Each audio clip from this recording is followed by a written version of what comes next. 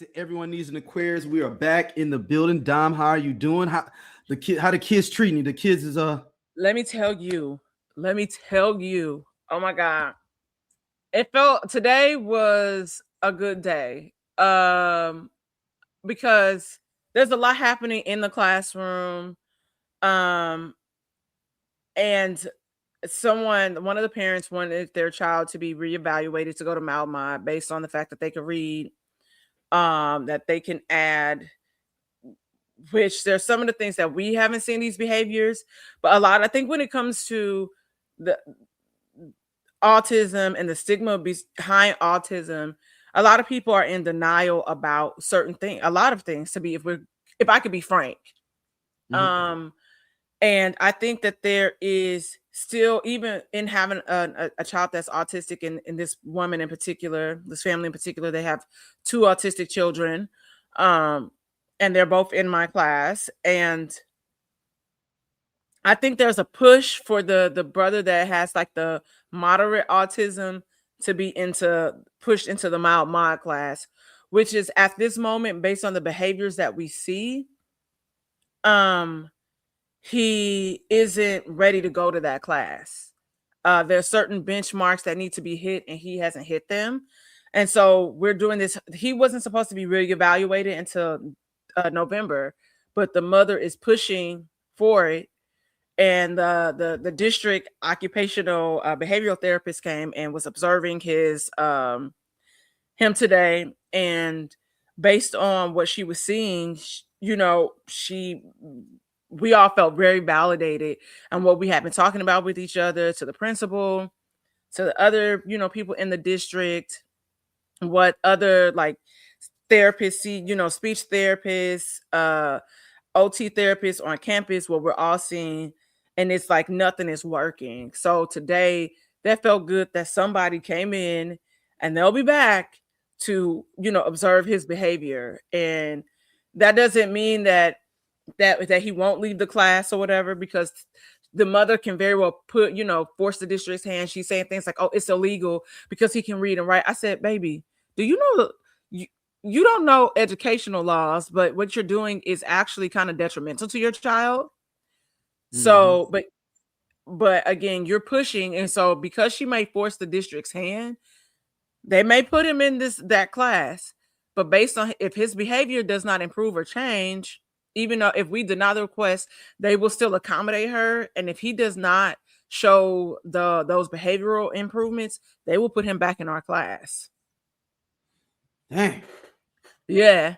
So I know that was a long-winded statement, but that's what I'm dealing with. And it was, even if he doesn't leave this year, whatever.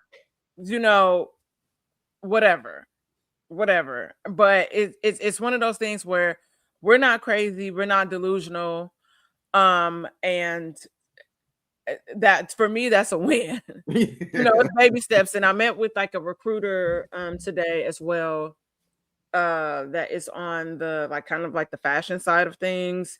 So it's kind of weird because like my area of expertise on the backside is not many jobs like that out in LA. And so they're all in New York. But make that move? Hell no. I can barely afford them here. Here's the thing. She said they have like a lot of styling, like assistant things that come up. So would I be open to that, or like little PR stuff? I say, yeah, I have a background in both.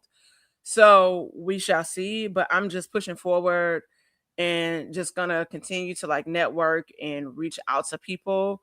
Because at this point in the game, I think where the industry just across all boards, it is something like people might need to look at connected with the recruiter. Yeah. I had a recruiter hit me up about interviewing at Snapchat. Snapchat only wanted to pay $23 an hour. That's kind of falling off though. That makes sense. No, that don't make sense for that drive to Santa Monica. And actually, a lot of people are making money on Snapchat. I've heard I've heard the ladies at the night are making the most money over on Snapchat with the private groups that I don't know. That's what I've heard. Once I ran out of space on my phone at the Renaissance concert, I said, "What app can go?" And it was that one, and I never looked back. I have it on my phone, but I forget that I have it. So I guess I should probably try to use it. But yeah, it depends. But I really just need to do something else. I would be open to because she was even saying right now, she's like, well, at least it'll be something like if we have something like that on the weekend, I think it'd be great for you can keep your job. Because she's like, you're not interested in going back on the sales floor, are you? And I was like, not in this market.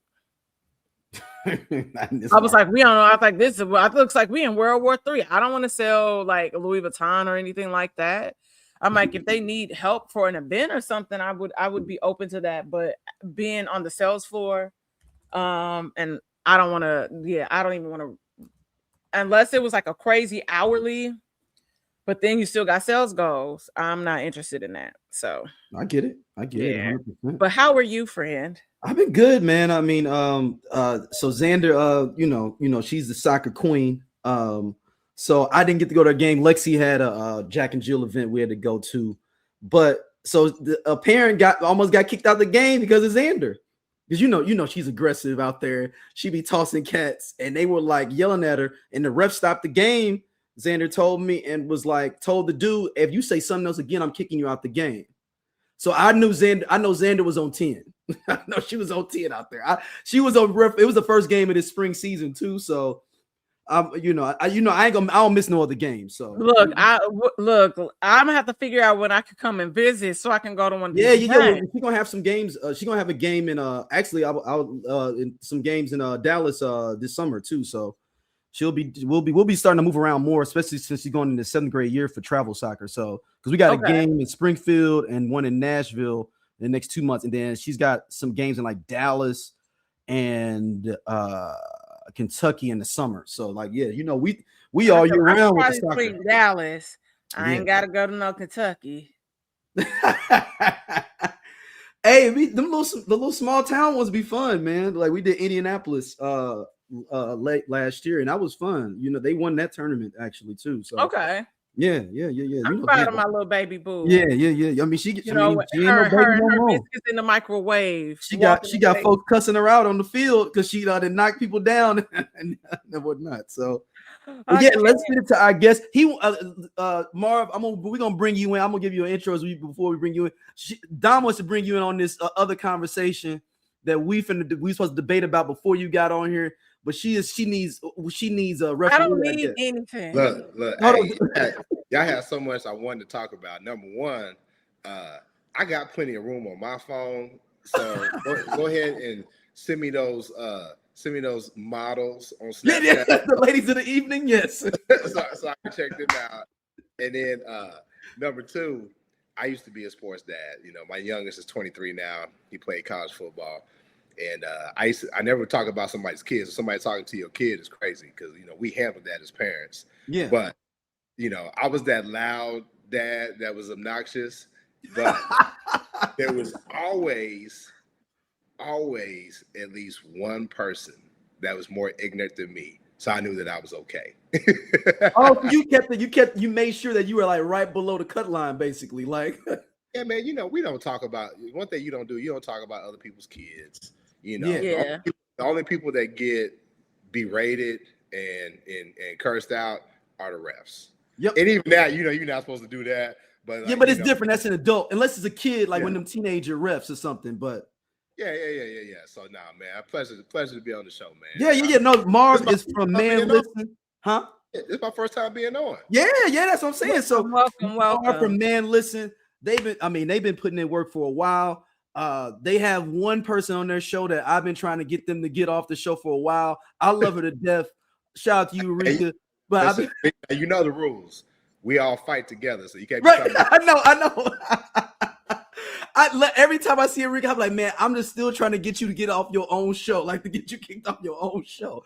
Because I remember the first time I was on these shows, maybe about 2 or 3 years ago, she didn't know any music stuff we was talking about, and I was like, "Why are you here, Rika?" But here's the thing, and what's crazy is we just recorded a live show in Charlotte. Oh no! We record online, and so we try to get together, and we were talking about dating, and we were talking about like what's the appropriate age gap, And we were like, okay, at what age is it okay for you to be dating somebody 10, 12 years younger than you or whatever? And, I said, after 30, everybody's an adult, right? I said, but 5 years is a long time because we didn't watch the same TV shows. We didn't listen to the same music. And Erika is a perfect example of that. But Erika's my age, and I know more about what you watching than she do. Well, we call her Doogie Howser because, we all met. Yeah, because she skipped the grade and stuff, yeah. Erika came to college at 16. So she's Doogie Howser for real. So shout out to her. Shout out to Erika. Boy B Lab. Shout out to C from Man Listen. And I do got a problem. Like, what's the name of this show? Everyone Needs an Aquarius. And this is Pisces. Wait, hold on. Now, how you coming on our show and don't know the name of the show? So let's start there. I just wanted to make sure. No, he's going to say something. You're trying to set it up, but I want to interject really quick about when you said the dating thing, because today there was a clip of Keke Palmer and Demi Lovato that came out, and they were talking about the ages they were, and they were dating these older men, and they were in their late teens. And so that was just funny that was brought up, and we talk about what's appropriate, and then them reflecting on it and saying, "Oh, damn, like what was I thinking, or what was I doing?" And people don't ever think about the concept of like grooming at such a young age, and it's still kind of, we talk about it often now, but we think about like how back in the day, like people thought it was so cool to date a man and you're like 16. Why are you dating somebody that's 25?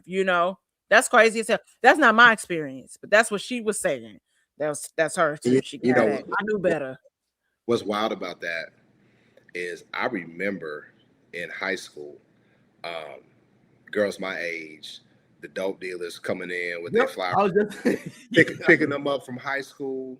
Some of them even pick them up for their homes or whatever. These dudes would be 25, 26, dating a 16, 17-year-old. And I don't think it was ever, it was never appropriate, but it was more accepted by some people. And it is grooming. And when you talk to a lot of those women now, they express the regret. They're like, I didn't have no business doing that. But what I was gonna say is, this is a show about Aquarius. This Pisces season, I'm a Pisces, so I'm here to disrupt. My birthday is the day that the greatest rapper alive passed away, March 9th. Oh snap, Biggie.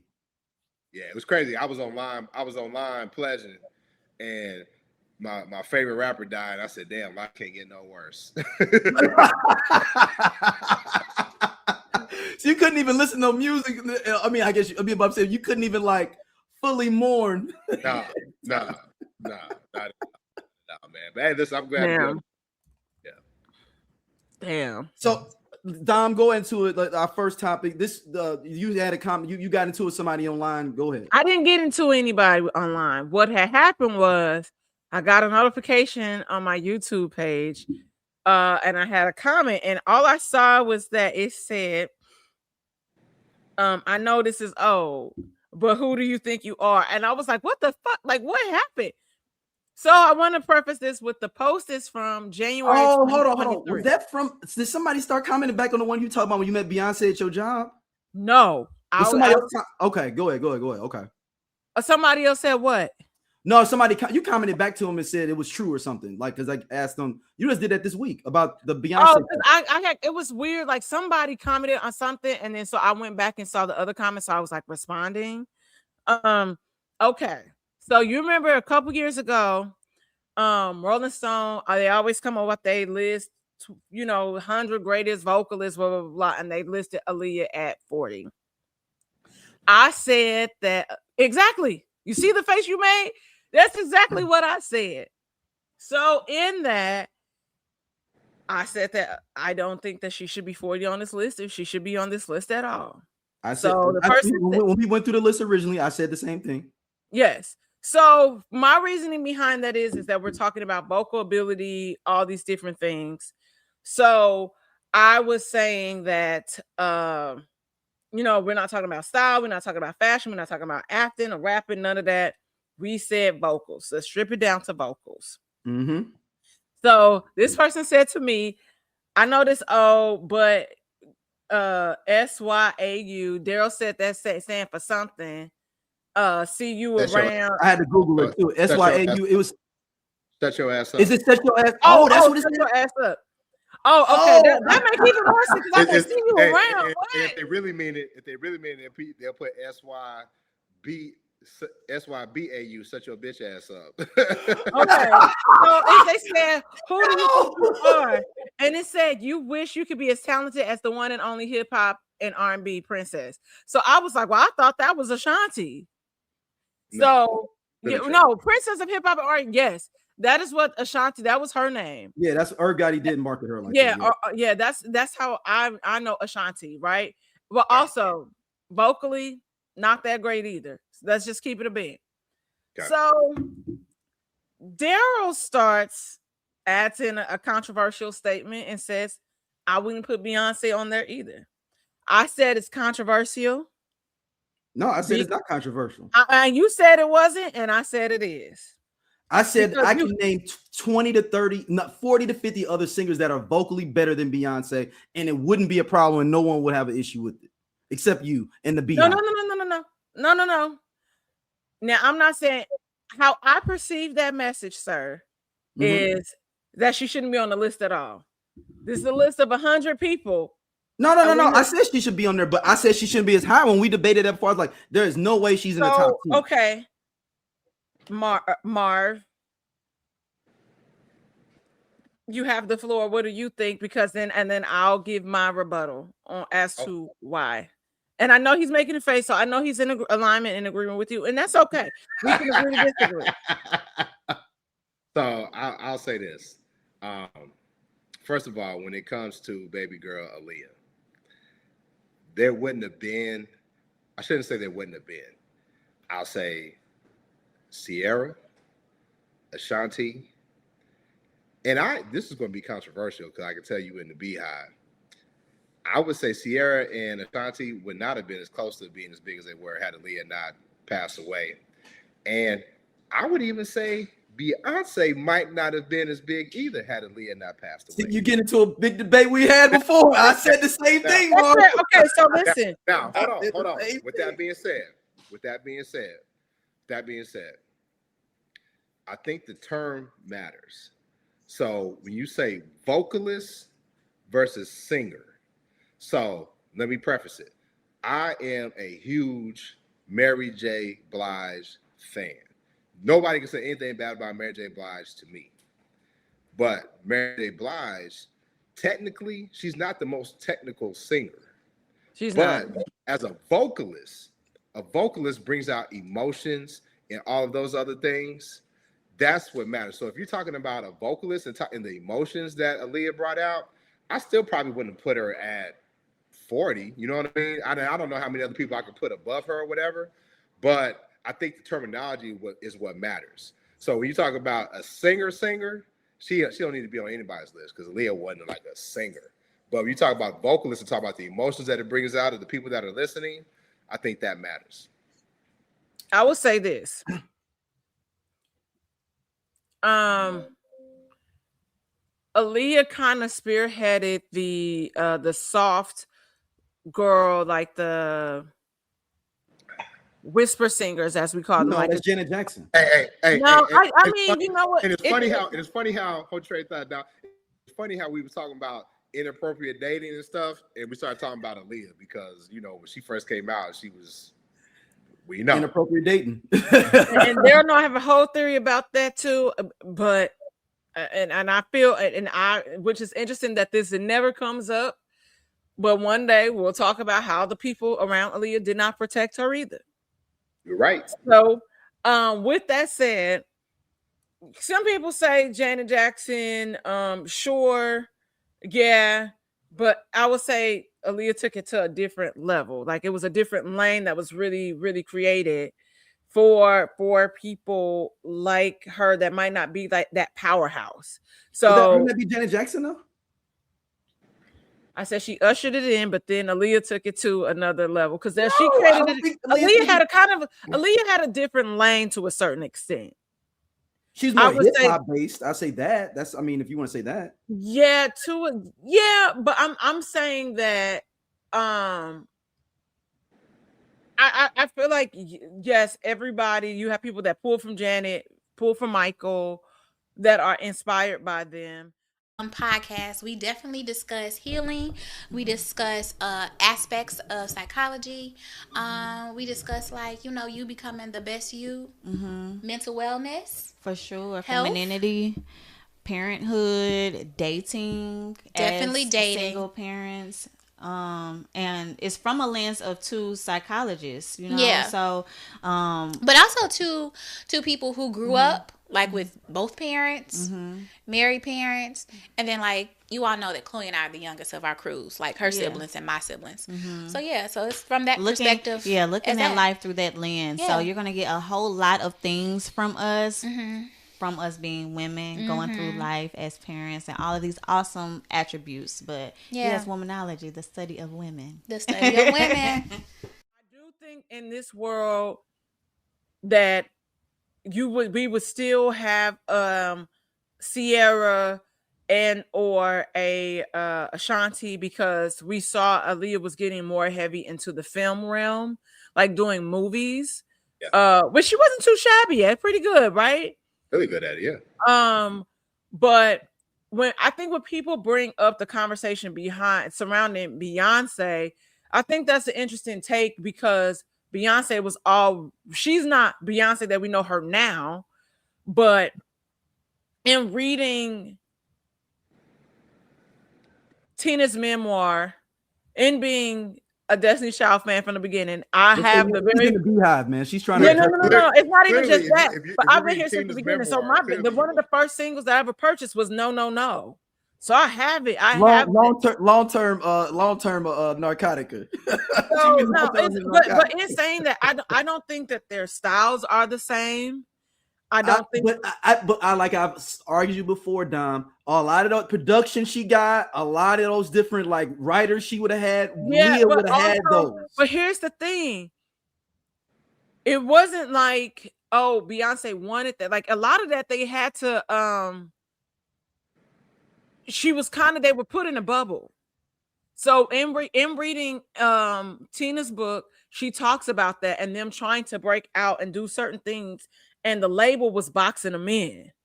And so she talks about Matthew, and even as far as Tina styling him, it wasn't something that it was, oh, I'm the mom, and because I have this experience in dressmaking, I want to style. It was because you niggas wouldn't give us the budget to bring in somebody, and when y'all did, y'all was sending two left shoes. The person never even came to fit them. Y'all just whatever. So I'm still having to do this stuff.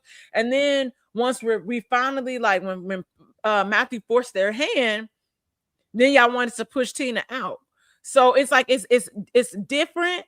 And I'm like, and for me, style wise, and when I say style, I mean vocal ability, they wasn't in the same lane. And so for people to say, oh, it wouldn't have been that, the two could coexist. They could have just been on top, because like Aaliyah was, at the top of her game. We don't know what would have happened with her and Dame Dash.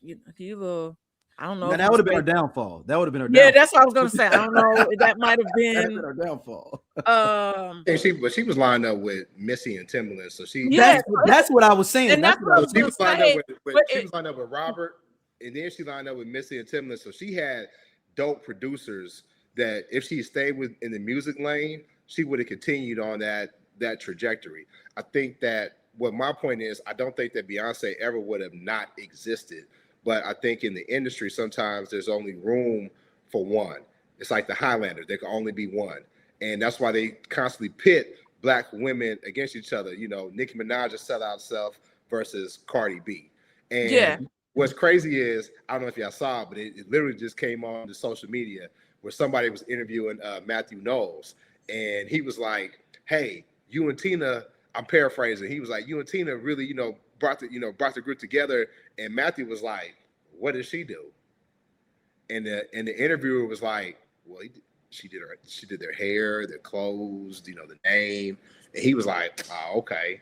And he just straight up ended the interview.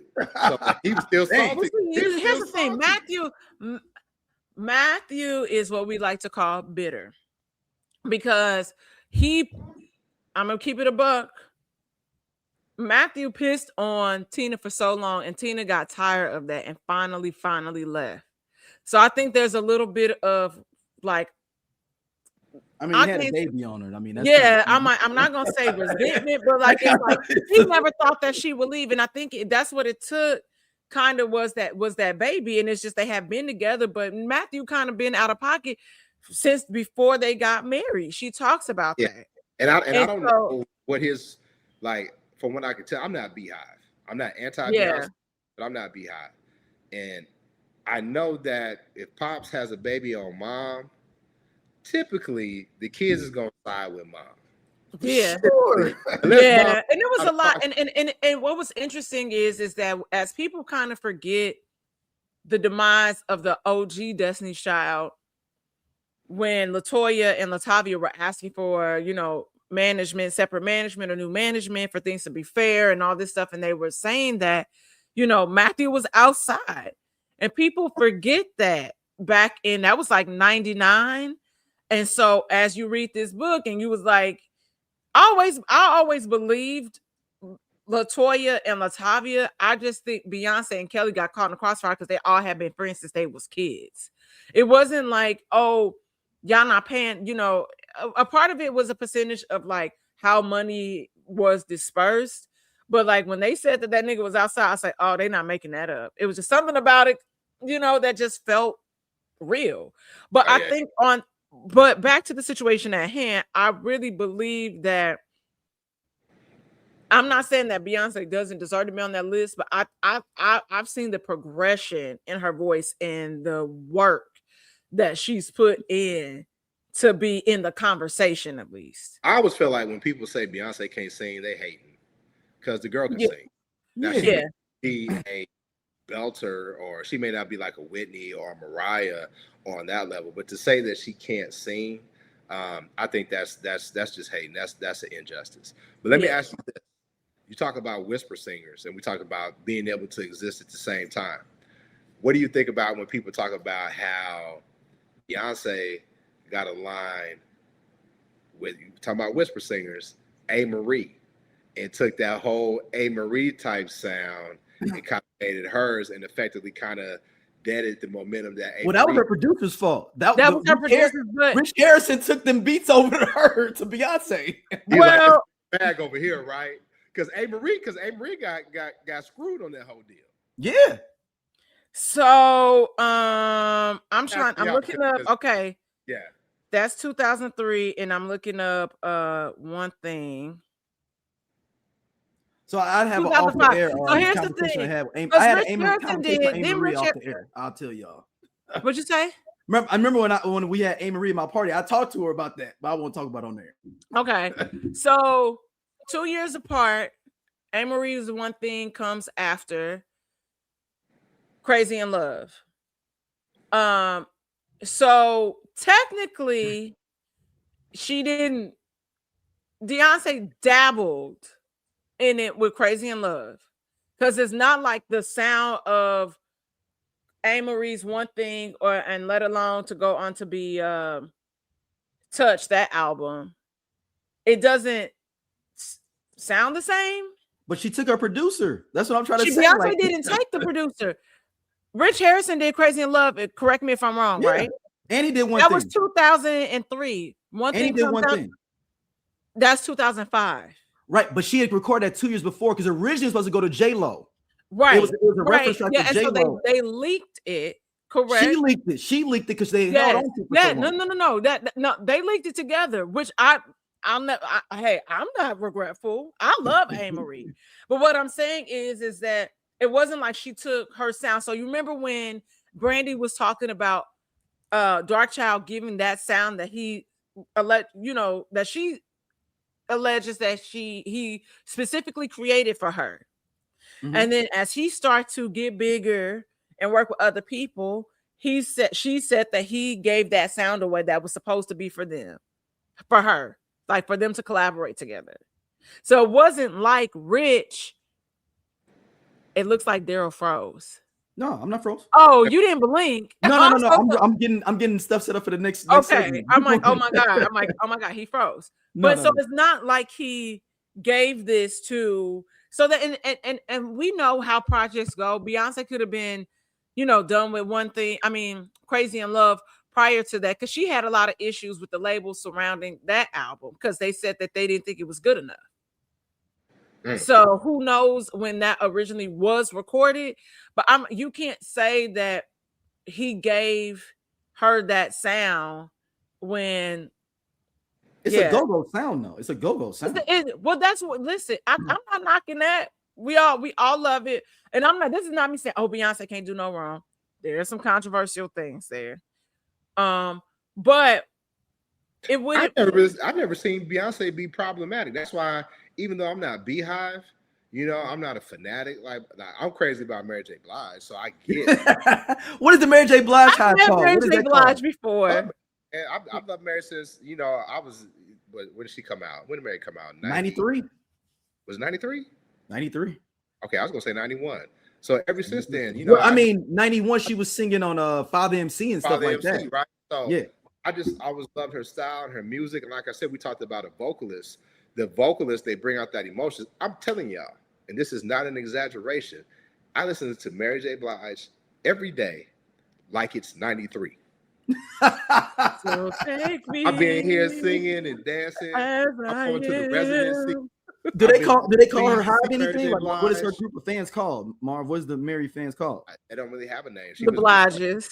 She was before that. You know what I'm saying? Before, they didn't even have but when you go to the concert, you see all the sisters and they Mary J. Blige boots and whatever. It's just dope. You know what I mean? So yeah.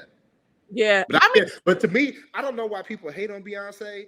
I get why people want to hate on Jay, right? I get that because Jay. Why do you think the people want to hate on Jay? I don't know why they want to hate, because to me, Beyonce is not problematic to me. No, I'm talking about Jay. I'm talking with Jay.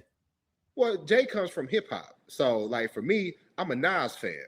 So hip hop is more either or, right? Yeah. I can't really like both. I gotta like him or I like him.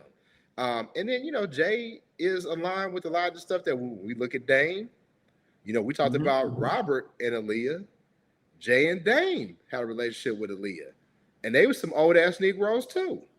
I mean, that's the whole controversy. That's one of the things that come up recently about the age gap, even between him and Beyonce. But one of the theories always has been that Beyonce is older than what she really is, allegedly. Whatever. Okay, I don't mean no harm when I say this. I mean no harm. I ain't gonna do it. You have the floor. People say it all the time. Because here's the deal.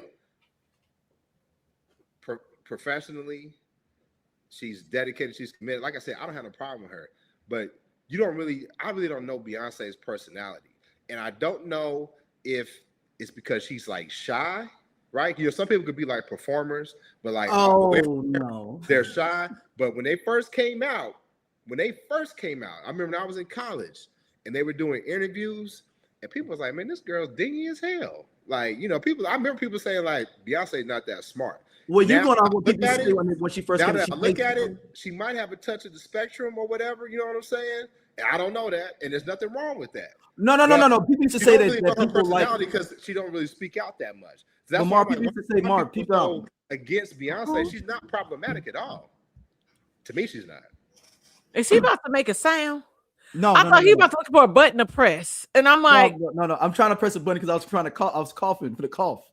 Oh, so here's the thing. Because people used to say that she was basic. That's why a lot of people like her, love her so much because she's basic. That you don't know anything about her. That was I know. So originally, that's what there's a whole allure. She's been able to brand herself a particular way. Because here's the thing about entertainment, and this is something that I learned stepping into the space of being more public facing. It's only so much that you can share with somebody because you have to be able to turn it off. Even in us having podcasts, I'm not gonna tell everything working on that sex cast, right? everybody don't need to know your business. So there's certain things that you say for entertainment purposes, and then you leave it at that, and then it shuts off once you close your laptop or turn the light off at the studio or you walk off that set, right? And so I think that allows her to have somewhat of a normal life. So like I can only speak from my interactions with her back in the day. And sometimes I think that because the level of artist that she is, I would say when people treat her normal, it takes her for a loop. And so that's been my conversation. So because I was like, oh my God, Beyonce. I was like, Beyonce, like you my cousin, like just regular. And that's how I treat a lot of celebrities that I encounter anyway, because who wants to hear all of that hoop, rah, rah, and I'm at this party having a glass of champagne, right? Okay. I think the other thing behind that is Beyonce is very country in that Southern drawl. And Matthew has spoken about that actually, quite often about her speech and how it's kind of choppy like this, like she's thinking really, really hard about it. And I just don't know, what to say next, because that's how it comes off. Yeah. I'm so grateful that it comes. So and it's like she's really focused on trying to enunciate it instead of just being fucking country. Because as Black people, we're taught to code switch quite often. This, again, no excuse. As a country girl, that hears my voice back often as a journalist, and I'm like, oh, I have to let me dial that sing-songy, dial it back a little bit. So, he was saying that it would have, he wanted her to go to speech therapy about that because she was going to be publicly facing. But then as you say stuff and people start to ask you stuff that's kind of out of pocket, it's like, I don't really have to do this. No, you don't. Let me ask you a question. Now that y'all run y'all show, if there's one celebrity that you would fanboy or fangirl out on, who would it be? I kind of was shocked or almost cried when I met Patti LaBelle back in the day. Okay, and she was so confused. Like I was like in the stockroom, just like, oh my God. And it was my birthday. And my homeboy was like telling her that, oh, like my coworker Dom, she's just like, she back there freaking out. And then she came over to me. I didn't say nothing. She's like, baby, I heard you was looking for me, but what's going on? She's like, it's just me, Patti. And I'm like, LaBelle. Yeah. And so, and I think for me, it was overwhelming because I just immediately went back to my childhood and singing, Lady Marmalade with my mom and my sister and my mom's red Nissan 240. Okay. So my mind went there. So sometimes I don't think you don't think that, not that it's not possible, but what are the chances? Yeah. So, and I think that's what that was for me, because I met Cicely Tyson once. She asked me where the hosiery department was. Yeah, I met a lot of people, and it makes me, like I was telling, I met Mary J. Blige. And I think Mary J. Blige was more shocked that I was like, could I get you a size than that? She was puzzled. And I'm like, I'm at work. What's crazy is I probably would want to fanboy for Mary, but Mary's hard. Mary's straight New York. Yonkers.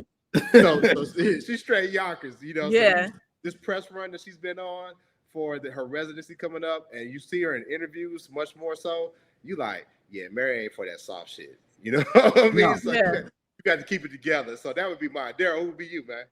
Man, this may be crazy. Sade, man.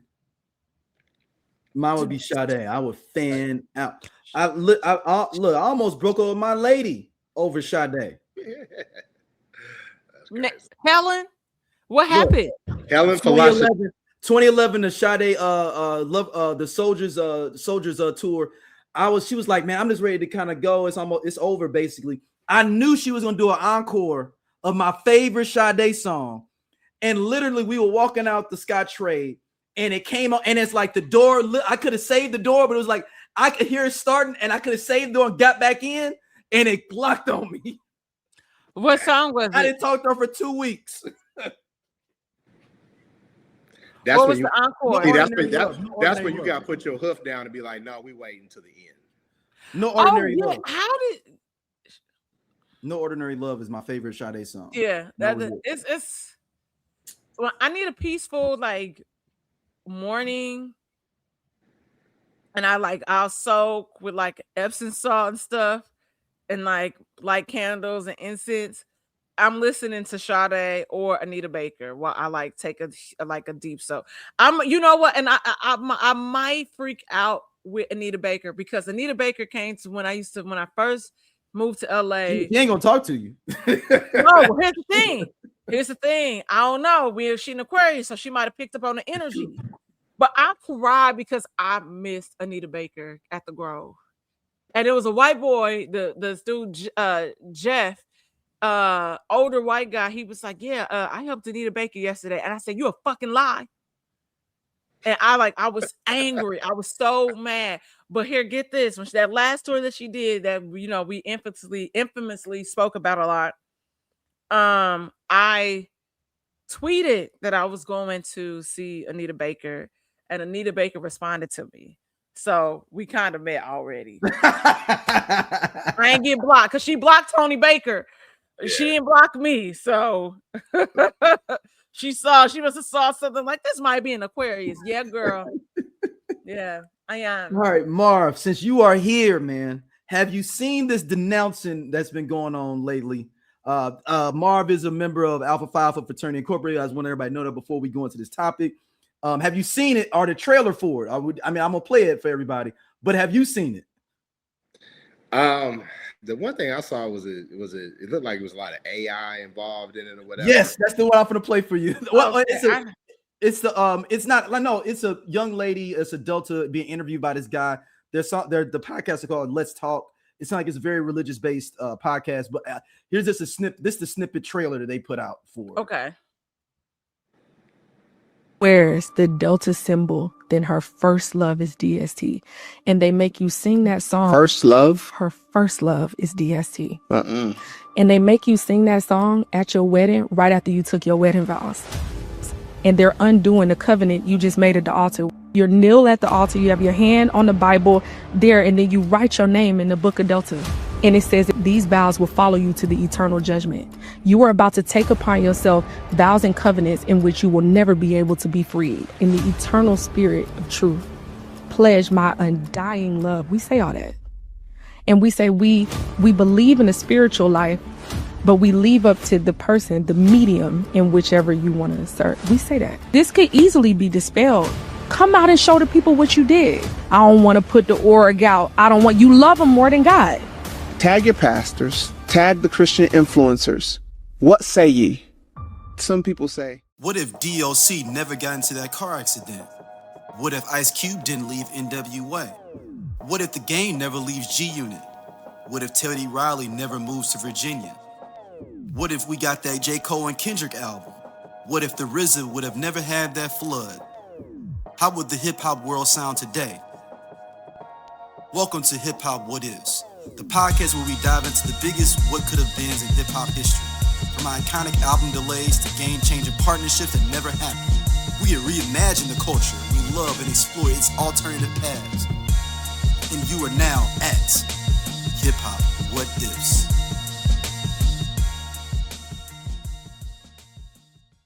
everybody that's part of these orgs do not do bad things. I am telling you that they're lying. There is a national process. Every person has to do what I am saying to you. The underground is what's optional. It's an initiation. You cannot go enter into the organization without doing this. Maybe your chapter didn't haze and hit people. Everybody did the rituals. That's why I started with those first. Wow. When you go into the chapter meetings, you have to light that red and that white candle in the chapter meeting. You can literally go online and watch Aretha Franklin's funeral. You're going to see them walking down with the red candle, the white candle to defend this stuff. Oh no, do not take God's patience and his tolerance with you to mean he's in agreement with you. He is patient because he loves you. He is patient because he is telling you to repent. And you think that I'm going to tell you it's cool for this person to do that and that person not to? May the fear of the Lord grip us, because judgment has entered. And in the same way you took it out on God's child, he's taking it out on yours. But why it's only the black organization and it's not the white ones? See, the white ones at least got some sense that when they graduate, you don't see them bring this crap in the church. They still wicked and they need to repent. But we're talking about you, because that white man ain't gonna be standing next to you when you stand before the Lord. You'll repent if they do, but we don't follow them. We don't follow. You sure? Because you need a white man to come out and say it's wrong in order for you to turn? You trying to come against black culture. Since when are white deities black culture anyway? We can't even drink out of a water fountain. You over here learning about Minerva and doing rituals behind the scenes because you want to be in a white organization and show them you could do it better than them. You made up a God in your own image that likes everything that you likes and loves everything that you loves and agrees with you. Let's get into it. All right, Marv, that's the trailer for it. I just can't get with a person that say organization. That's funny. Well, I don't want to put you on the spot, Marv, to speak. I mean, you are not representing your whole organization. I'm just saying this is your thoughts in general. So, well, I'll preface that before everything. Yeah. I mean, obviously, I'm not a Delta, you know, right. Not a lot of people are. Like you said, even though I got on this red ass hoodie, you know, representing my podcast, you know, I'm a proud brother, Alpha Phi Alpha. And it's funny, I literally just recorded a show for one of my podcasts, Conversate With Us, with one of my classmates who's a pastor over in East St. Louis, Pastor David Hawkins. He's a member of Kappa Alpha Psi. And we were talking about this. And when I tell people, because this isn't new. This isn't a new phenomenon. And so shout out to Sleepy, one of your frat brothers, Sleepy. He said if you look at it, it always happens around when people finna come offline and stuff. Yeah, that's what I was say. It's around that. That's what he said. He said it's always during probate season. Not only that, but I think it's even more nefarious than that. So this has been going on for years. I pledged Alpha in April. Would be 29 years ago, right?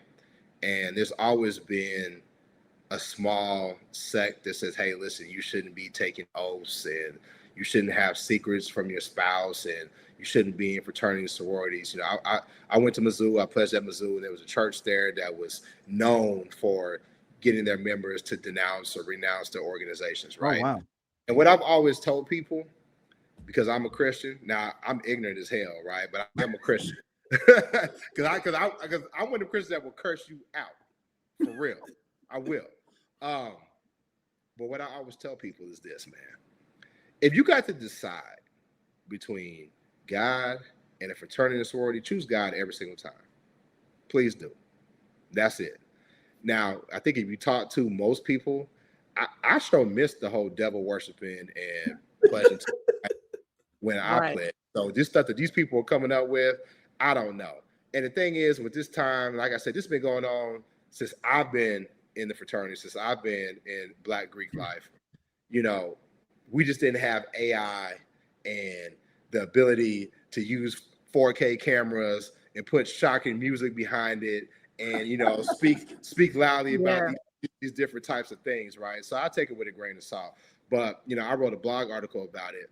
I find it more nefarious because if you look at when Vice President Kamala Harris, when she ran for president, who was her strongest backing? It was the AKAs. Mm-hmm.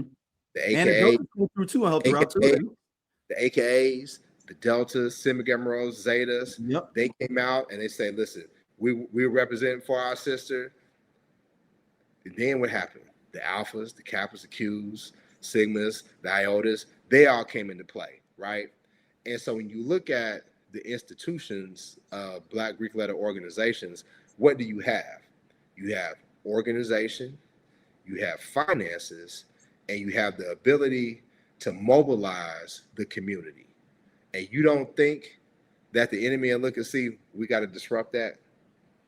So when you see a lot of these people, now this lady, I don't know about all that. You know what I'm saying? That's just entertainment for me, you know. It's just entertainment. But there are other people though that I truly believe. See, there's a lot of paid actors in our community. And I'm gonna put on my tinfoil kufi, right? My conspiracy, and say there's a lot of paid people who are in our community that are meant to disrupt. You in St. Louis, you just saw Corey Bush talk about Wesley Bell, the Breakfast Club, right? And you saw how people threw money behind Wesley Bell and to create confusion and to disrupt things. So when you look at this, I look at it as it's just another distraction meant to cause confusion. And listen, if you got to choose between being in a fraternity sorority or God, choose God every time. But we ain't got to hear about Lil Dirty. Just go ahead and renounce and go about your business. Yeah. No, I think the weird thing is that I think everybody's journey is different, right? And everybody in that journey, and what I find for people that finally find their way or make their way to the church, I grew up in the church, and they're quick to pass judgment and point that finger at everybody else to help themselves feel better and to sleep at night about their past transgressions. And that's a lot of what that is too. It's just like, oh, I did this in my past life. I don't want to do this, or I don't. You can leave the fraternity or the sorority and move it along. Like, it doesn't need to be a spectacle.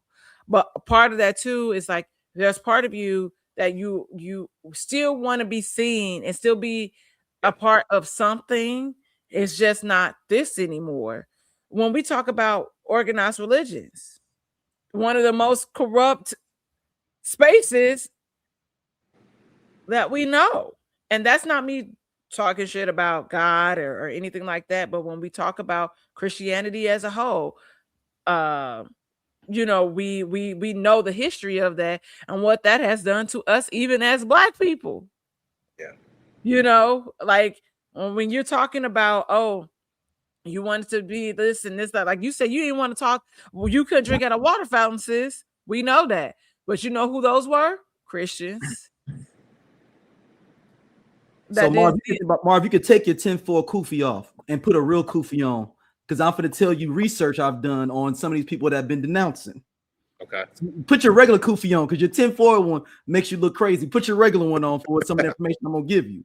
All so right. They have joined. Have you seen the denouncing conferences they do now? I've seen the flyers for it. Oh. Yeah. I'll be honest with you. I'm not Greek and I had to roll my eyes. But honestly, most of us that are in, Greek-led organizations, we're on different Facebook groups or whatever, and you see these conferences. It's a joke. It's a joke. But guess what? If that's what you feel you got to do to get closer, I don't really care. But if you peel behind the layers and you start doing your Googles and keep digging down the mulberry bush, a lot of them are associated with those Christian fundamentalist people that are associated with who? Donald Trump. And you saw what I said. No, that's what I'm saying. Take your 10 for a kufi, you know what I'm saying, and put on the knit one, because you cold. You doing all right. There's a lot of money behind what is going on here. Because guess what happened? Black churches, the Black community is already behind in wealth. We know about the wealth gap, right? Mm-hmm. So when you look at some of the Black churches, and don't get me wrong, there's bad actors, bad players in the church. There's bad actors, bad players in Black Greek letter organizations, fraternities and sororities. We're not perfect, right? Yeah. But when you look at, okay, listen, people don't have enough money. They're not tithing and offering as much. Where are we going to get these funds? Oh, I got some money for y'all. But with that money comes influence, right? And it comes, hey, listen, we need you to promote this message right here. So when you peel it back, like you said, yes, there's a reason why this whole discussion, which is a major distraction, and you said it's about probate season, right? Mm-hmm. I go even further. I live in Texas. Right now, Jasmine Crockett is in the primaries. Oh, she's a member of Delta Sigma Theta. Oh,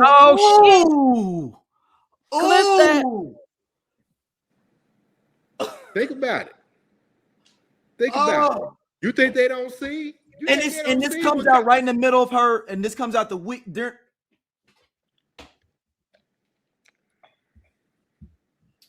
Oh, Marv. Dog.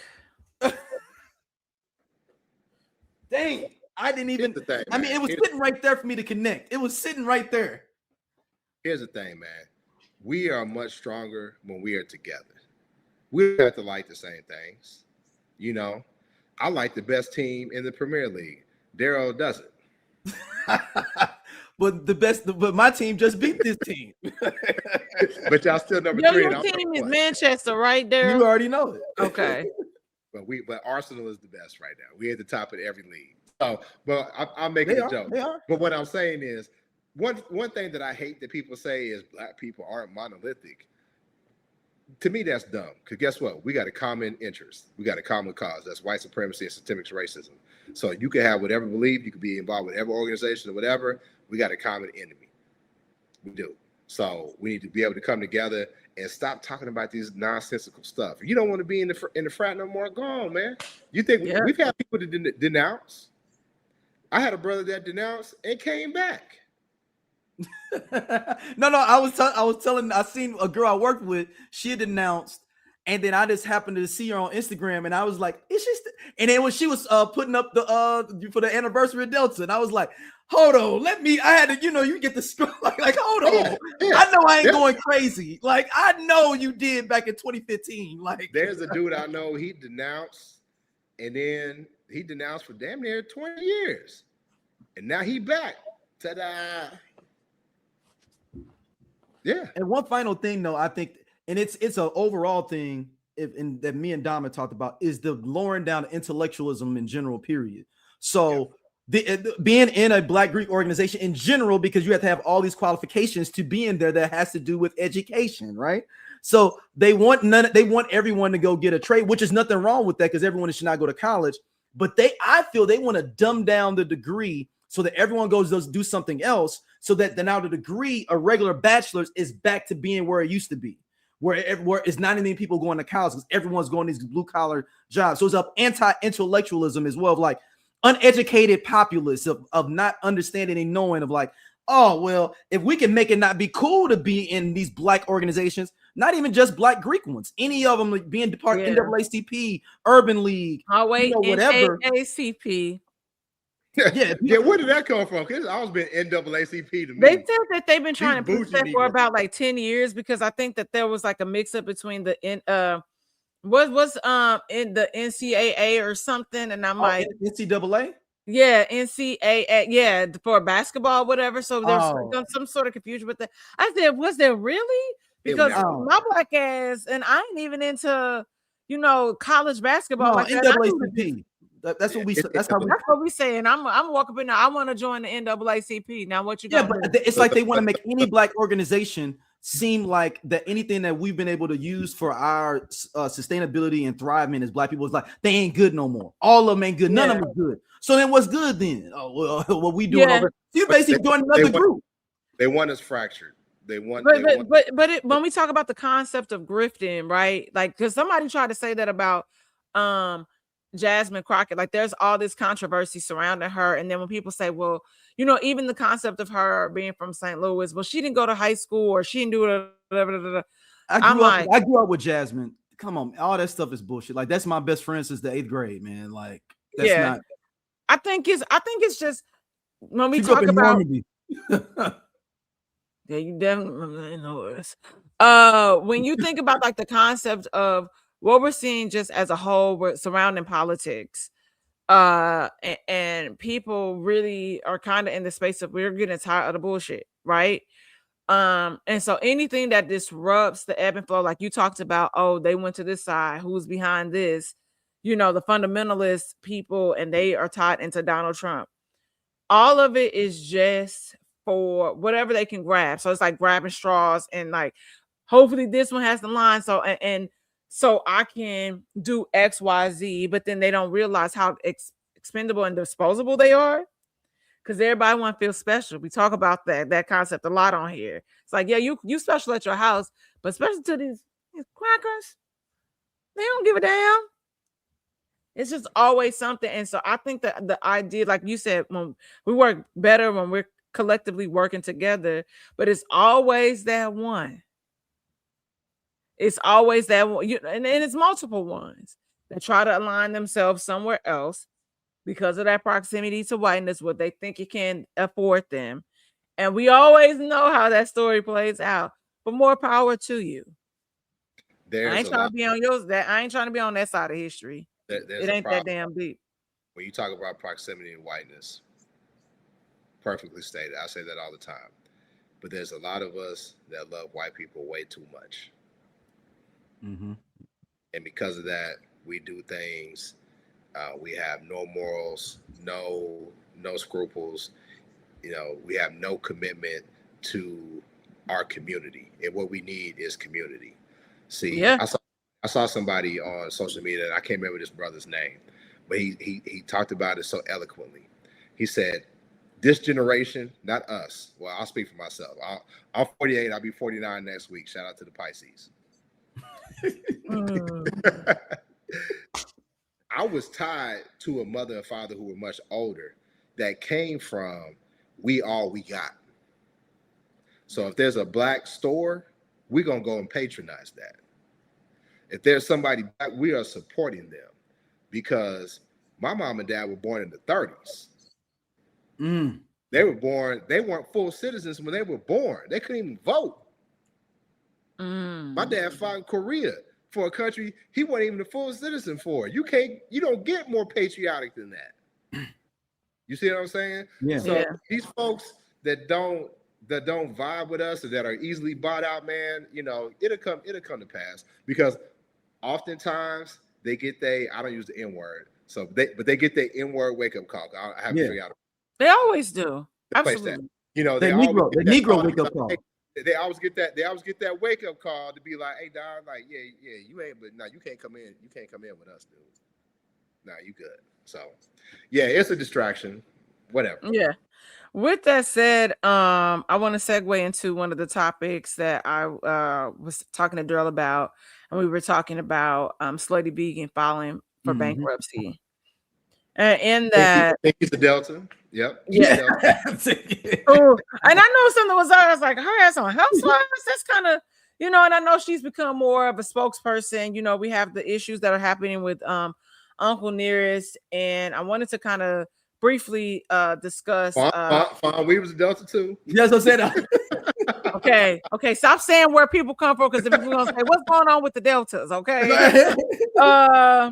Okay. And so in her declaring bankruptcy, I wanted to talk a little bit about. Let me pull it up because Cornelia sent it to me. And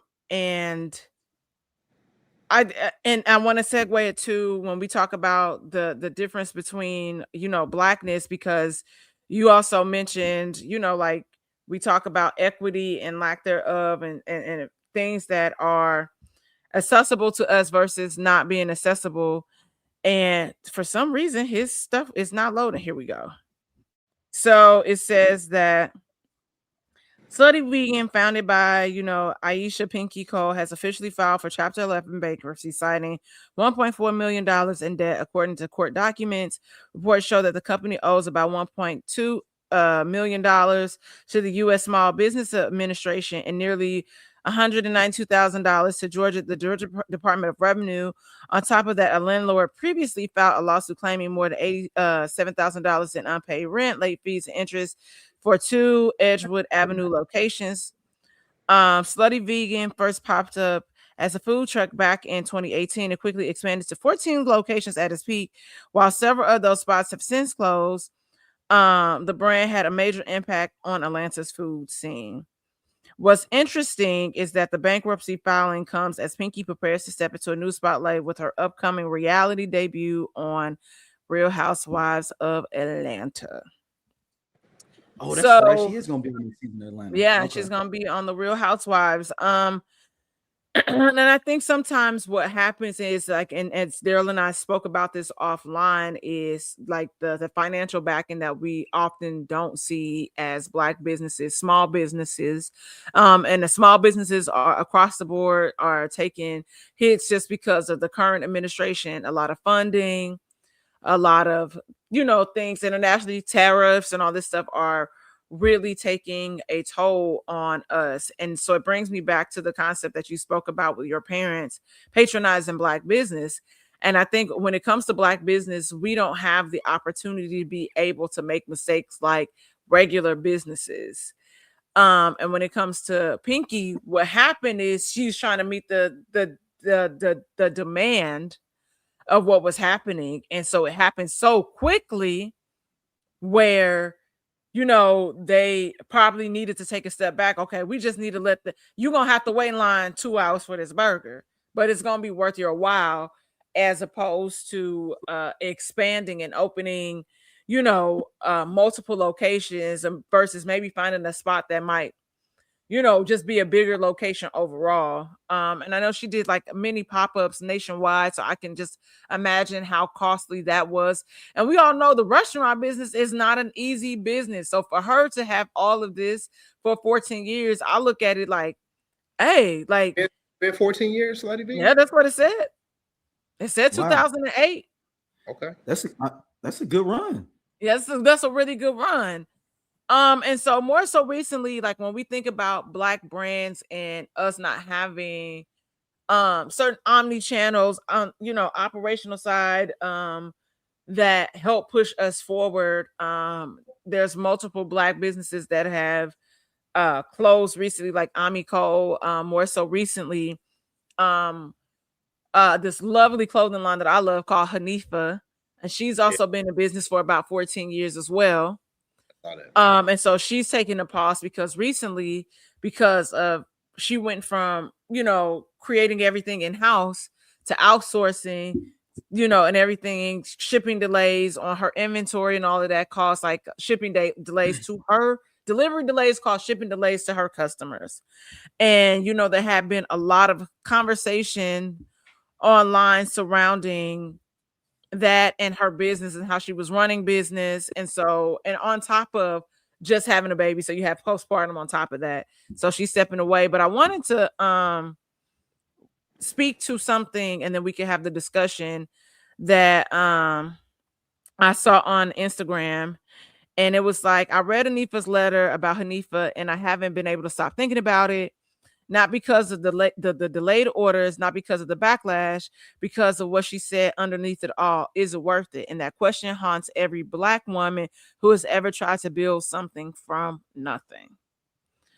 Only 3% of Black women businesses survive past 5 years. 3%.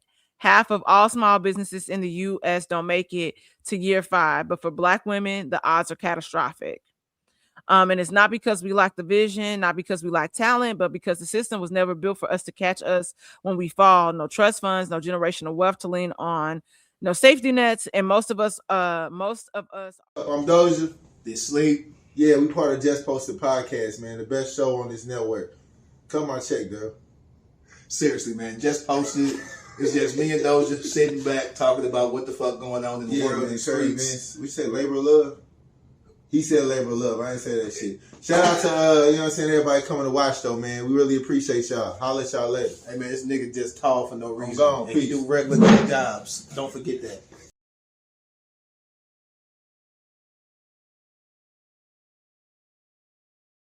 Funding our businesses with our own savings and figuring it out as we go. Y'all have the floor. Yeah, I think one of the things is there is a lack of awareness in the community. I'll go back, you know, I grew up in a small town, Topeka, Kansas, right? Okay. And I remember specifically my parents reading the newspaper every morning, and they would go to the section where when you filed bankruptcy, it would be put in the newspaper, right? Because they had to notify your creditors, whatever. So it was like, you know how people listen to like the police scanner, yeah, police blotter. We used to do that on campus, right? Who got arrested? You know what I'm saying? You read the police blotter. People read that. Oh man, such and such filed bankruptcy, and there was a idea of shame that went with that. But when you really do the knowledge, other folks do that all the time. It's a business tool. It's a restructuring of debt, and they do it with no shame at all. You could be the president of the United States, have 60+ felons, and file bankruptcy multiple times in your businesses, and still be the president of the United States. So I think our idea of bankruptcy and how hard it is to be in business needs to change. There is no shame to that. And then you couple that with the lack of capital that we have. You spoke about it. We're funding this with our out of our own savings. And there's lessons that you learn in business. Sometimes you take an L. I've done different business ventures, and sometimes you take an L. And sometimes it can be costly, right? Certain companies can say, you know what, we got enough money to throw at this to make it go away. But if you already don't have the money to do that, if money is tight and you just can't make it go away to make it go away.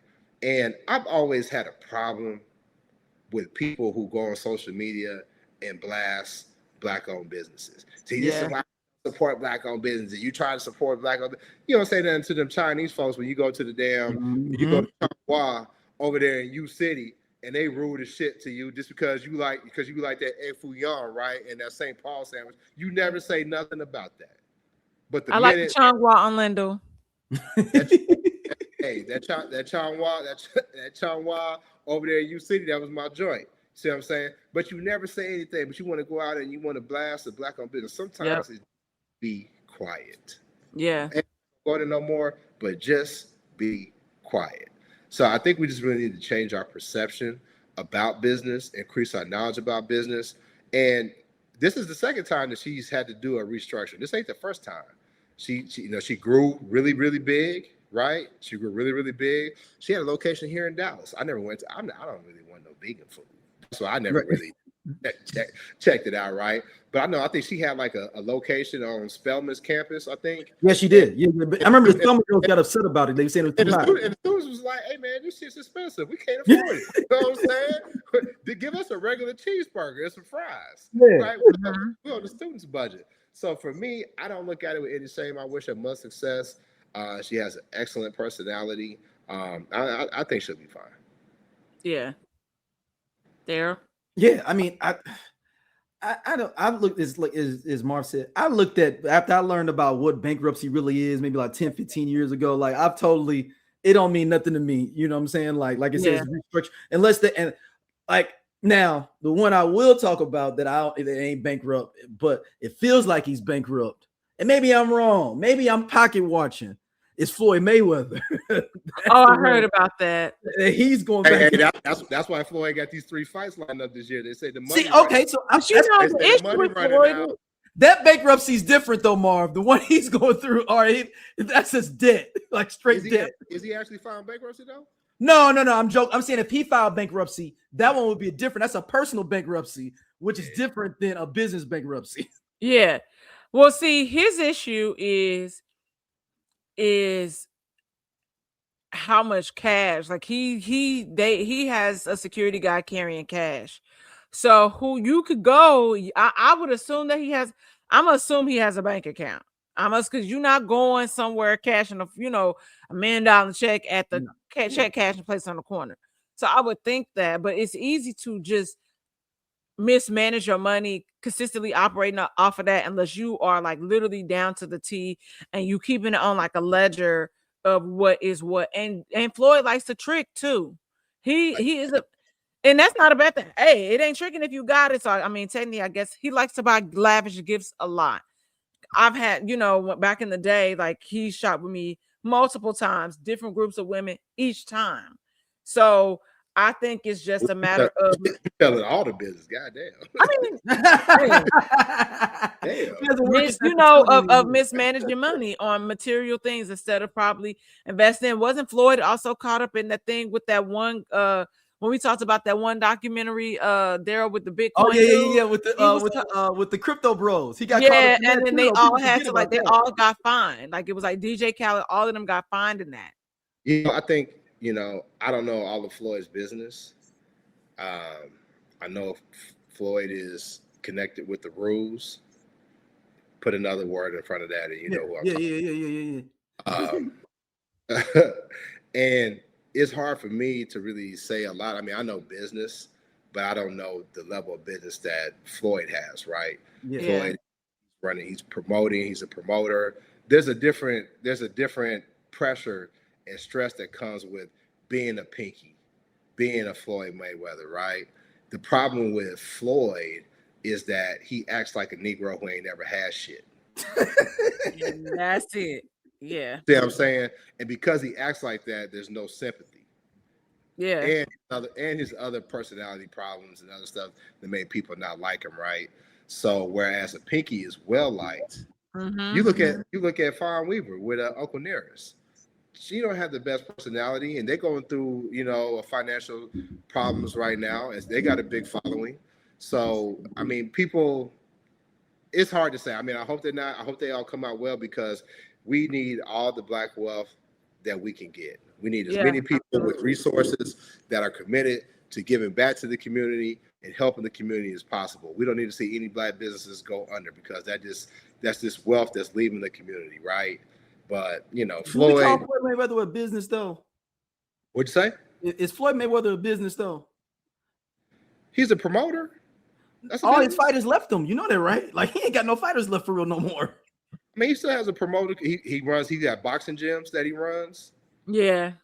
He got boxing gyms. He's got a gym. I mean, he be rolling with the rump guy. You know, he's all about that. Like, I just don't feel like that's why nobody feels sorry for Floyd because of that. I always said greatest of all time is a boxer, yeah, but outside of that, that's Floyd. Yeah, okay. You beat no women. Yeah, that's what I'm saying. Yeah. You know, your protege beat no women, Javante. He beat no women. Javante can't keep his hand off women. No, and he's got multiples, like in the last 2 years. Yeah. Just got through a couple weeks ago. He was jumping on some girl. So nobody feels sorry for them, man. No. Yeah. All right, our last topic. Me and Dom went a little viral maybe about a year ago, talking about this someone that I truly respect. Like, seriously, he's one of the first, quote unquote, it was that big rave in the late 90s, early 2000s of Black intellectuals that are professors. You know, you had the gentleman we're going to talk about. We had Cornel West. You had it was like a string of them where it was like all these Black professors that were getting put in different universities and colleges across the country. And it was a thing, like it was just, and they were touring, you know, speaking at different schools. But man, Michael Eric Dyson got to stop this, man. He got to stop this stuff with Drake and this light skin stuff. He's got to stop it. Is this still a thing? Yeah, hold on. I'm going to play it. He's got to stop it. He's got to stop this thing. He's got to stop it. He's got to stop it. Yeah, as DeMarco Farr walked away, we're like, "Are you cool?" And he said to us, "Man, f him. He's half." And I was like, "That exists?" Like, there was a whole internal. Oh yeah, Kendrick Lamar and Drake. Most people would acknowledge Kendrick as genius, but not Drake, right? Drake is commercially viable. He's a monster. He sells records. But is he as deep? There's a genius to that, though. Oh, come on, bro. You understand that. Drake is being indicted by Kendrick Lamar, implicitly and explicitly, not like us. The song is the song, whatever you think about it. But the notion itself, big distinction, us versus them. And they're trying to de-black Drake. Right? Oh, he's not really Black because he grew up in Canada. I grew up in Compton. Bro, you're reducing Blackness to Compton? Did you not know that Black people fled America going to Canada to escape the iron tyranny of enslavement? And he ain't Black. His daddy is Black. He went to Memphis every summer. The Memphis Horns fill his music. The first albums Drake made. Hold on, we got one more clip. Hold on. It just wouldn't string together for me. Hold on. The first albums Drake made, his grandmama babysat Aretha Franklin, and his uncle is Larry Graham from Sly and the Family Stone. How much, what Black card he got to show? And on his album, Damn, that won the Pulitzer Prize, I like to remind the acolytes of Mr. Lamar that he says, "I ain't Black, don't call me Black no more," because he was into Black Hebrew stuff. And Drake said, light skin, but still a dark N-word. So I'm saying, that's your God? So to me, yeah, that still exists. You're not as Black as me. You're not as righteous as me. What did he say? You're not a colleague, you're a colonizer. What other figure in Black music has ever been called a colonizer? Because he experiments widely with music.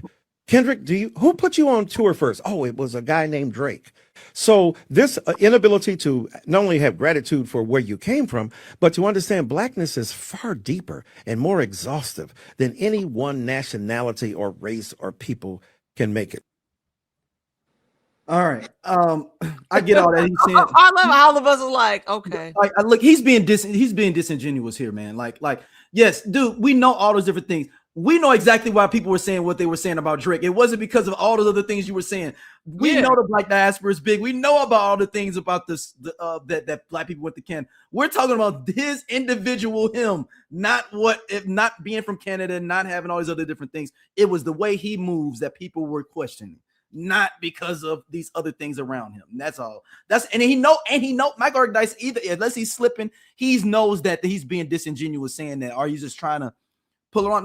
What did we call him? What is he called? We call him the Michael Eric Dyson, the Drake of I'll find it. Go ahead, Marv. You're our guest. Go ahead. Man, listen, I saw that and I just kind of rolled my eyes. I think, somebody made a good point.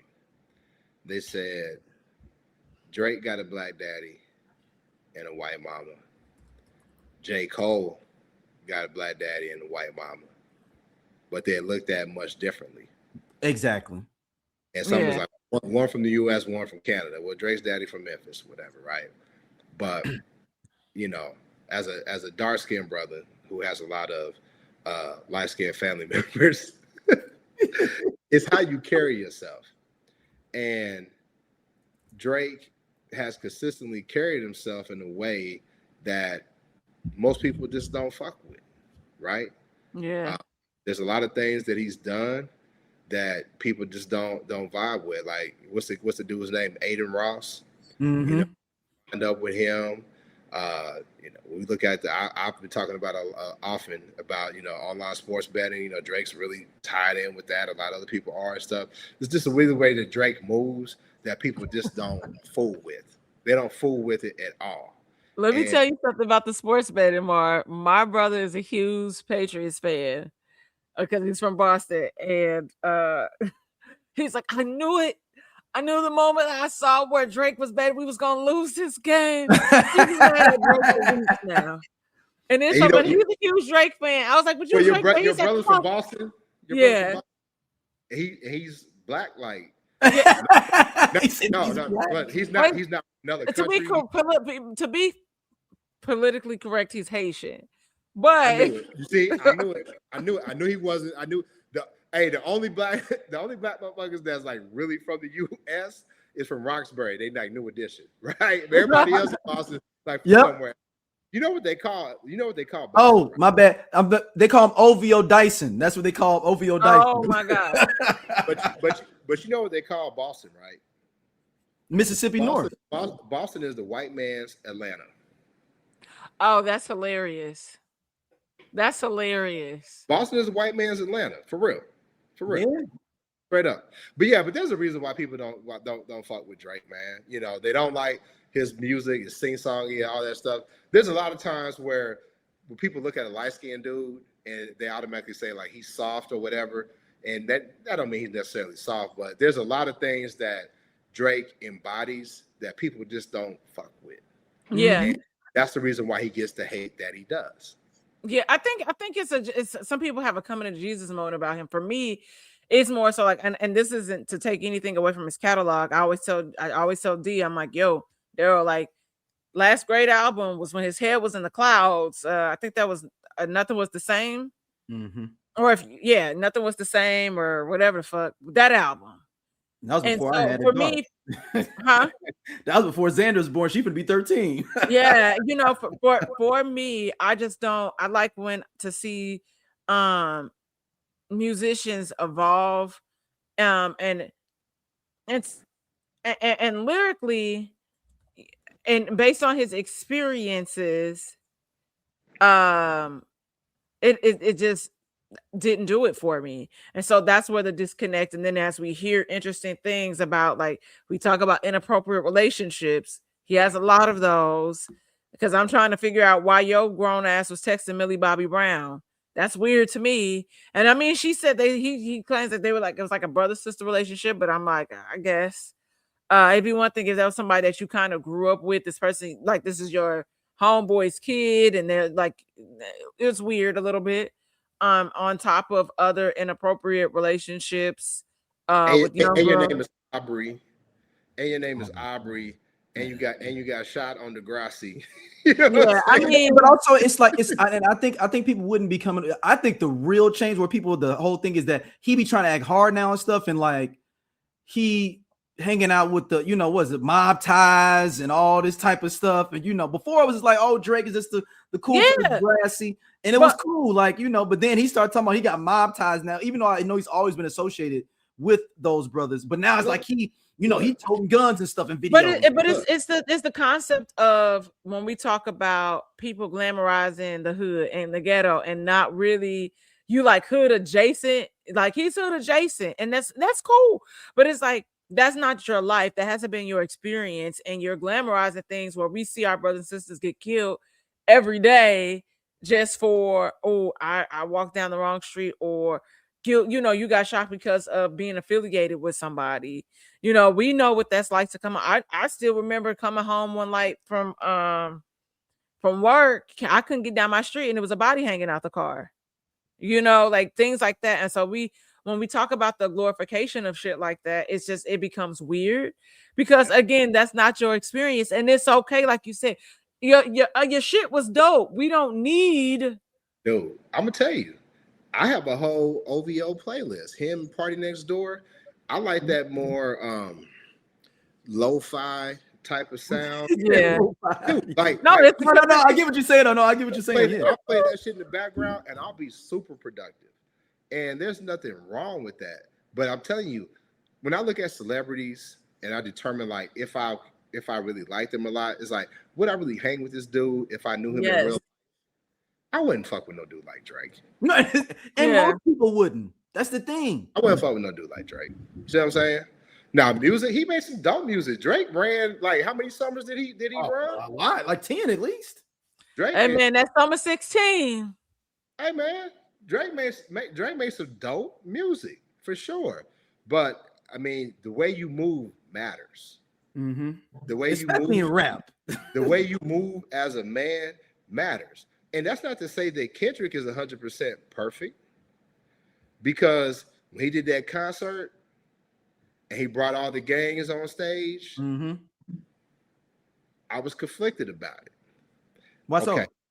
So are you bringing all the gangs on stage? You bring the Buzz on Crips on stage in terms of unification, right? Or are we glorifying the gang culture? I think it was the community. Yeah. Okay, if it's that, I'm fine with it. But you see where you can see where I can see how. Yeah. You remember Brian was there.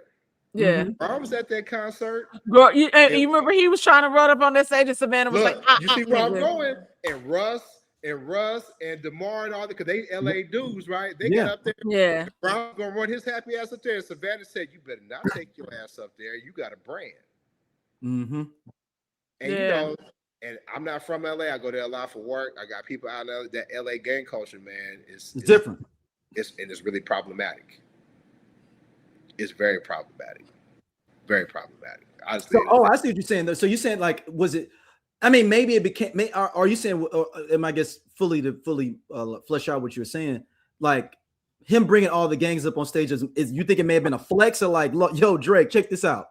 I got everybody. I don't necessarily think that. I'm just saying, like, are we glorifying gang culture? I'm talking about, hey, listen, we can all come together and be unified. And if that's the case, you come together to be unified to go after another black man, which could also be problematic as well. Right. There's different layers to it.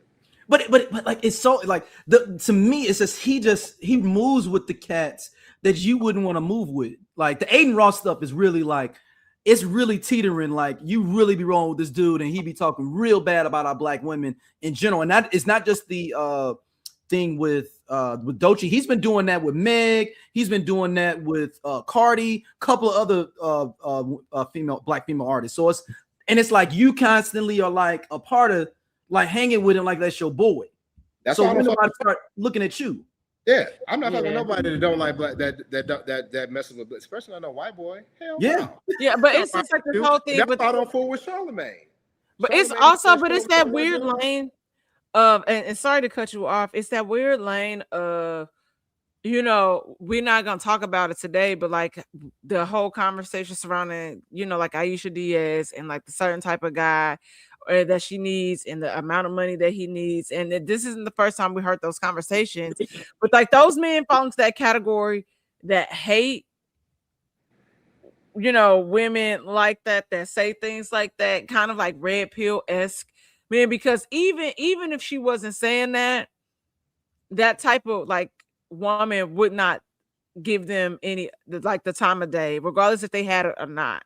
She might if they had it, you know, for a little while, but for the most part, that goes back to the concept of knowing your role, staying in your lane, and knowing what you really could get.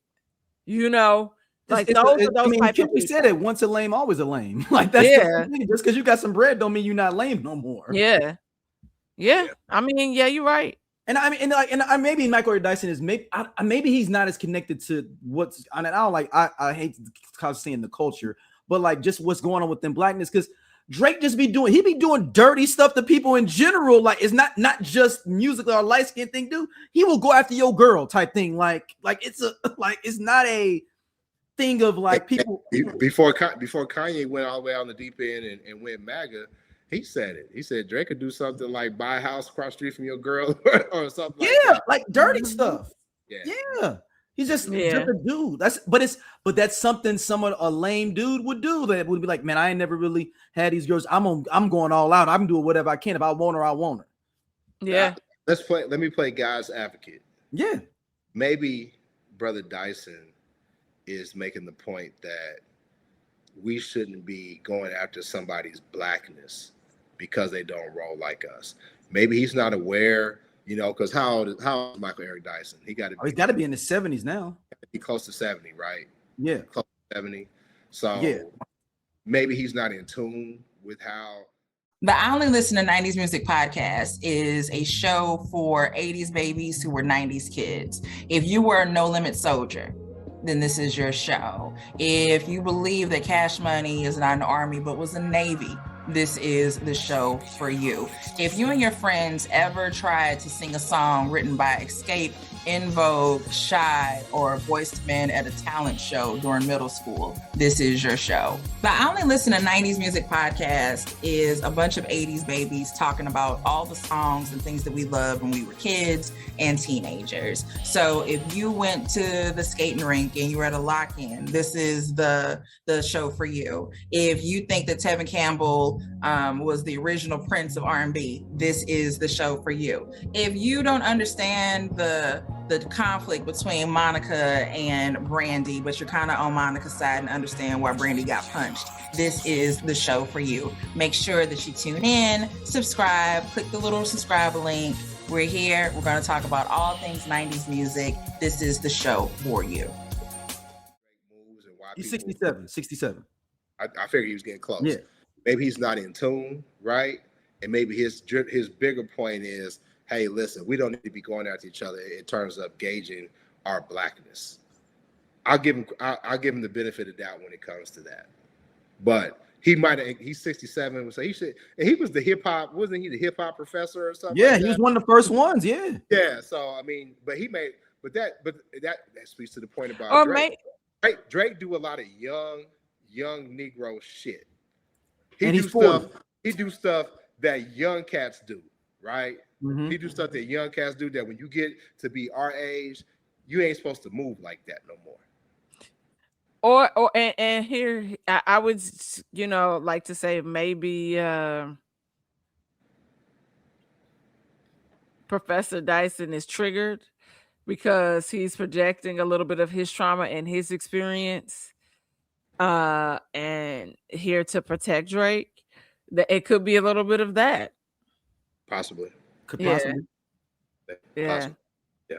But ain't nobody fucking about what listening to what the fuck he talking about. We know that's bullshit because it's like it's deep, but it ain't deep like that. We just I get his point of what he's saying on a holistic level. We were talking about just blackness as a whole, but we talking about Drake.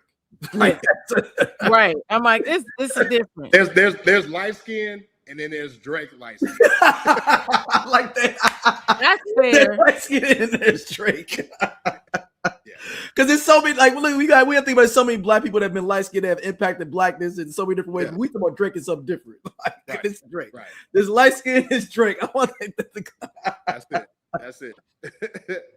Oh, Marv, where can you let everybody know where to hit up and check out all your different shows, man? Okay, so man, I appreciate y'all letting me be on the show, man. It's been too long, man. I should I know. Been on the show, man. But I appreciate y'all having me. Pleasure meeting you, Don. So you can. I got a couple of podcasts. I'm not like that. Drop them off, everybody. Man, Listen Show with my homegirl Rika and my boy B-Lav. We on 8 years of recording, so definitely holler at us on the Man Listen Show. You can find us at Man Listen Show. I have Conversate After Dark. And before you bougie Negroes say anything, Conversate stands for communicate, converse, and relate. Conversate. So Conversate After Dark is my... I mean, it's in the dictionary, whatever. Sex relationship podcast. Then I have Conversate with Us, where I interview different guests about different things. And then also, I got a documentary I just put out. We talked about my fraternity. It's called The Standard. So you can go to Vimeo on demand, / The Standard 06. And you can check out the documentary. It's not just about Alpha Phi Alpha, it's about Black history. So, all of us are from Missouri. I grew up in Kansas, but I went to school in Missouri, and we call out a lot of the racism that happened at the University of Missouri, Columbia. And it's very informative, and you don't have to be in a fraternity to appreciate it. You'll appreciate just having the knowledge. So check that out. And, shout out to all the Pisces. I know I'm on the Aquarius show, but hopefully y'all have me back. Hopefully I did a good job. Yeah. Look. Tell Rika she got to listen to some more music before she come on here. Arika's a nerd, so she ain't gonna be listening to it. And anything, she probably gonna listen to teeny boppers like Demi Lovato or some shit like that. She listening to Cat's Eye. She can talk to Xander. That's her favorite group. Not Cat's Eye. Oh, she loves them Cat's too. She loves Cat's Eye. Justice for Manon, if that's how you say her name. Hold up, is something happening with Manon? They made her step away from the group. Oh, I don't know if Xander know. Oh, Xander has to know. I don't know. Is this like brand new? It's like a whole thing. Yeah, like in the last week and a half. She may not know she was sick last week. Oh yeah. It's like a whole thing. They made her like step away from the group, and it was like citing like like emotional, like stressful issues. I don't know if it was. I haven't heard it coming out of her room. You might be on this because I ain't heard her playing at Cat's Eye. Yeah. Okay. Look, Don, we'll hit you up and check out everything. My kids is grown. My kids. He said, I don't know. He said, I don't know. I don't know. I still and then to listen to. I don't even know any of their songs. Like I saw them perform at the Grammys. I was like, oh, this is the first time me hearing the song. And I thought I thought Cat's Eye was one person, and I did not know it was Cat's Eye. I thought the name of that group was like, because I saw like the Asian girls, and I think I was like Cassia or something. It was like something weird. I had to pull it up because I definitely told my homeboy, I was like, that ain't what I thought the name of that group was. Black folks quick to put an accent on something. It ain't Daryl, it's Darrell. Yeah. Hey, we always do that. Don, where can people hit you up at? You can hold on, wait. Hold on. I thought that the name of that group was Cat CA, and I didn't think it was a group. I thought it was one person. And I was like, oh, okay, it's like some Russian girl. Well, clearly it's not. It's a group of like 6 bitches. Damn, all the little girls bitches. Y'all can find me wherever you podcast. On Everyone Needs an Aquarius, along with Whiskey Sour, Libations and Conversations. The most recent episode that just dropped today is with my homegirl Dom P, who is originally from St. Louis, Illinois area, now in New York as like a food influencer, travel influencer. And we speak about the journeys into that world, also dabbling into the world of wine while having a 9 to 5. So y'all check that out. And we're still coming out with the Sex Cast Stone Cold Freaks. We had to push back our release dates. Unfortunately, my co-host mother suddenly passed away, so y'all see that coming in April. So super excited about that. And be sure to like, subscribe, and share everyone needs an Aquarius with your family, friends, and aliens, whatever else is out there, because the world is ending. And while it's ending, you need some joy. Okay, be sure to like. You know, the biggest freaks are Pisces. So give me. Okay. So with that said, be sure. We the freaks of the zodiac sign. Oh my gosh. And be sure to share and take a listen to all the podcasts on the SOLC Network that are all executive produced by the great Daryl Frierson. Oh, you didn't have to do all that. Thank you. It's not Frierson, guys. Frierson. Thanks. Thank you. Oh, man, Marv, thank you, man. You got the way you said Cassie. I can't. You did not. I will tell Xander. Yes, you called it originally. Cassie. Well, Marv, thank you once again for coming on, man, and we will see y'all soon. Peace.